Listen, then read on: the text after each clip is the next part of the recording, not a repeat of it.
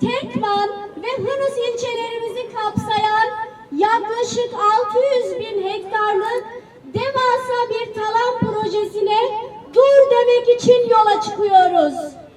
Karşı karşıya olduğumuz bu girişim sadece teknik bir enerji yatırımı değil, bölgenin sosyoekonomik dokusunu, ekolojik bütünlüğünü ve binlerce yıllık kültürel yaşamını hedef alan doğrudan bir mekansal müdahaledir.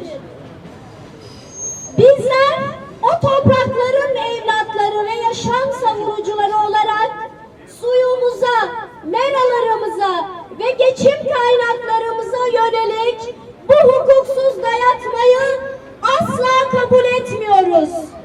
Tarafımız yaşamdır. Mücadelemiz ise bu yaşamın sürdürülebilirliği içindir. Atalarımızdan bin bir emekle devraldığımız emaneti çocuklarımıza çölleşmiş bir coğrafya olarak değil, hayat fışkıran bir yurt olarak devretmekte kararlıyız. Bilimin ve doğanın sesine kulak verilmelidir. Bölgemiz Kaf ile Daf'ın kesişim noktası olan Karlova, Yedisu, Vartu üçgeninde 1. derece deprem bölgesinde yer almaktadır. Jeotermal sondajlar için ruhsat verilen bu saha, Dilifa yoğunluğunun en yüksek olduğu, yer kabuğunun en hassas olduğu noktalardan biridir. Jeolojik yapıyı ve yeraltı su dengesini doğrudan etkileyen JES projelerinin bu denli riskli bir bölgede hayata geçirilmek istenmesi bilimsel bir körlüktür.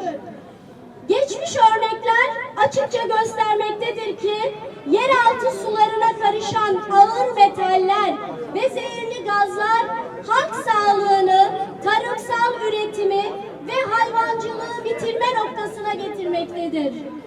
Sondajlar sırasında açığa çıkacak binlerce tonluk kimyasal çamur ve akışkanlar bölgenin tek yaşam kaynağı olan su rezervleri için geri dönüşümü olmayan bir kirlilik riskidir. Doğayı savunmak, hakikate, inanca sahip çıkmaktır. Bizim için bu topraklar yalnızca üzerinde yaşanılan bir coğrafya değildir. Burası Mezopotamya'nın kadim kültürünü, belleğini ve sarsılmaz inancını barındıran medeniyetlerin beşiği olan bir hakikat mekanıdır. Dağlarımız, derelerimiz, ormanlarımız ve yaban hayatımız sadece birer doğal kaynak değil, inancımızın nefes aldığı, kutsallarımızın yaşadığı emanetlerdir. Bu nedenle bizim ekoloji mücadelemiz yalnızca bir çevre koruma meselesi değil, inancımıza, kimliğimize ve en temel insan hakkı olan yaşam hakkımıza sahip çıkma mücadelesidir. Toprağımıza vurulacak her kazma, suyumuza karışacak her zehir, kutsallarımıza ve ortak hakikatimize yapılmış bir saldırıdır. Toprağın geçmişine söz verdik. Atadan kalan mirası üzerine gölge düşürmeden geleceğe taşıyacağız. Eğer bugün bu talana dur demezsen, yarın çocuklarımıza bırakacak temiz bir hava, bahçemizde toplayacak bir sebze, bal yapacak bir arı bile bulamayacağız. Akarsularımız kuruyacak, meralarımız yok olacak ve nihayetinde insansızlaştırılmış köyler, göçe mecbur bırakılmış bir halk ile baş başa kalacaksınız. Mevcut durumda Karlova'ya bağlı Kaynarpınar, Ilıpınar, Kantarkaya, Kargapazarı, Aynik ve Varto'ya bağlı Güzelkent, Teknedüzü, Köprücük, Çallıdere ve Küçüktepe köylerini kapsayan meralarımız ve özel mülkiyetlerimiz jeotermal maden tehdit edilmektedir. Oysa 4342'li sayılı kanuna göre bu alanlar halkın rızası dışında tahsis amacı ve değiştirilerek talan edilemez.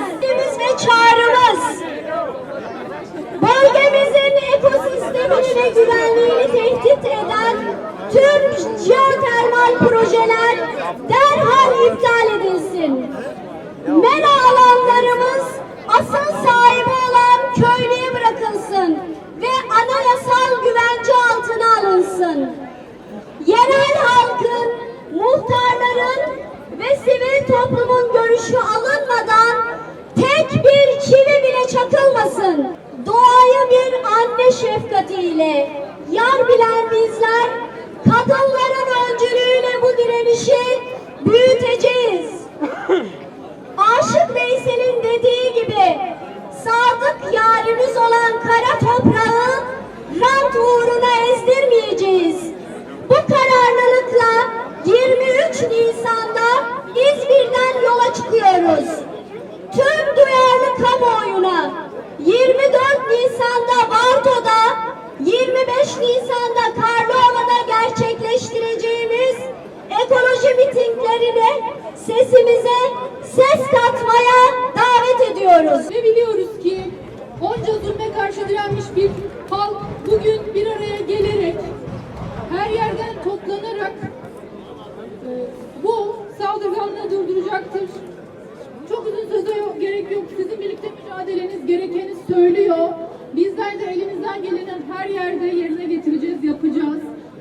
Çağrıyı biz de tekrarlayalım. 24 Nisan'da Gımgım'da, 25 Nisan'da Kanireç'te yapılacak olan eylemlere herkesi davet ediyoruz. Öncelikle bölge halkının tamamını davet ediyoruz.